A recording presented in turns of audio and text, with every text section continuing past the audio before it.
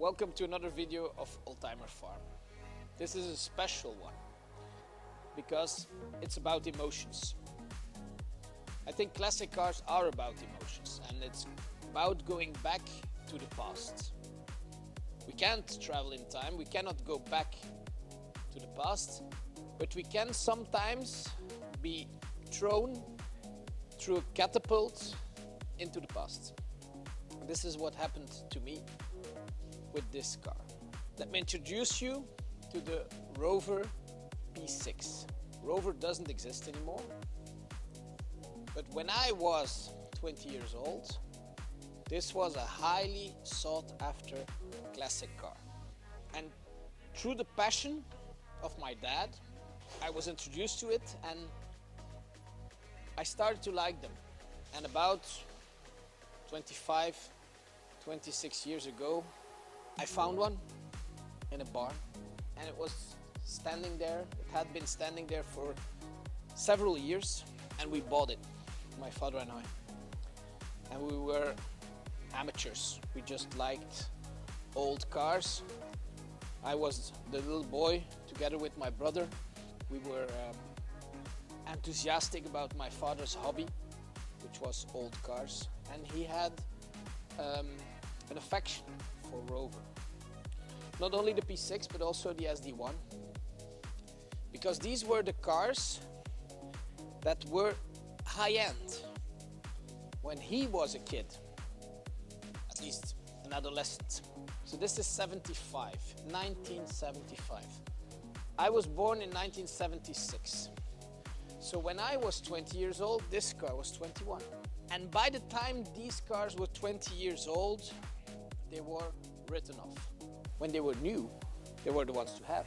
Very few people know this, but Princess Grace of Monaco, killed in a car accident, was driving this car. And so I was so passionate about it, when I found one in a barn, I said I have to have it. Back in the day, we paid about, I think, 500 euros, Belgian money. Back in the day, we paid that for this car, this model. And as it was standing there for a long time, so he agreed to sell it to us in this little barn, in an abandoned house. And it was very clear that the car had been standing there for years. This car has a specificity. The disc brakes, 4 disc brakes, are in the back, in the middle, next to the differential. And so it was very humid where the car was standing, and we tried to move it. We tried to push it, didn't move. We tried to move the trailer behind it, to pull it on, it wouldn't move. As a matter of fact, we pulled so hard that we almost tore up the winch and the cable, because this might be an aluminium, it's still a big car. I think the weight is about 1,300 kilos, maybe a little bit more. And so the brakes were seized, tires were flat. And we were there in this little house in the countryside with nobody around us. We paid the guy and he left. And we had this car, so we had no compressor. We just had a trailer and a manual winch. And it took us more than 8 hours to get the car on the trailer. We actually had to find a hammer and a piece of iron and destroy the braking pads so that it could run out. But we had no jack, we had nothing. And we were so happy when finally the car was on the trailer.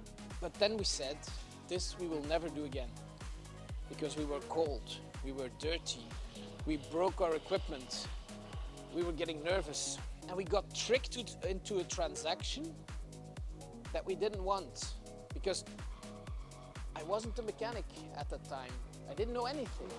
Neither was my father. He just wanted a nice car, and he was going to have it restored, obviously, but we weren't thinking straight. And so later on, we got into the hobby of collecting cars and still love the P6. and we bought several others. And so I know everything there is to know about this car. So let me impress you. This color is called almond. It's in aluminium.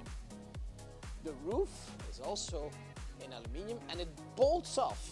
There are bolts underneath here and you can take it off.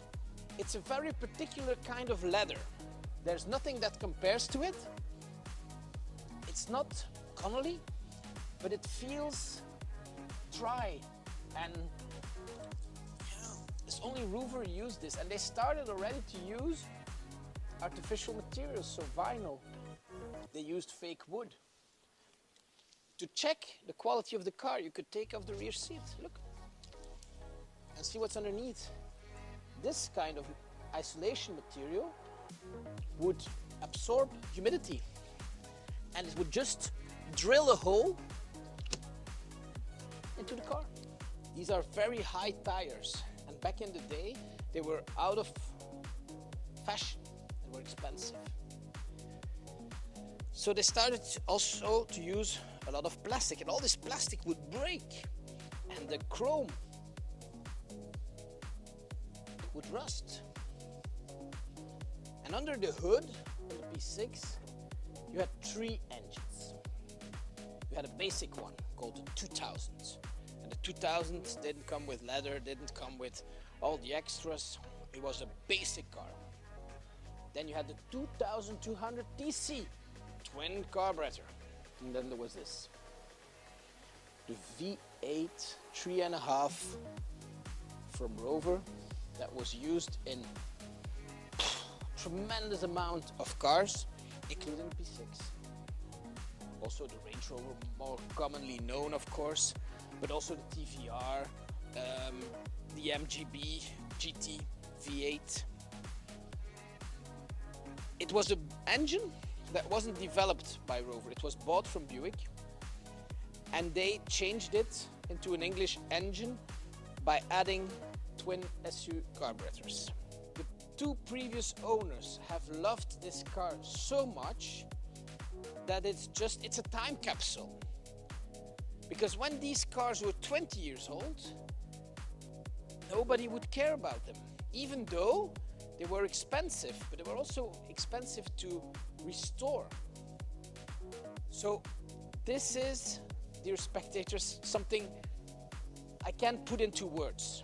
When you touch the door, you're just thrown back into time, as I said before. When you go sit in this, it's a very particular way of sitting.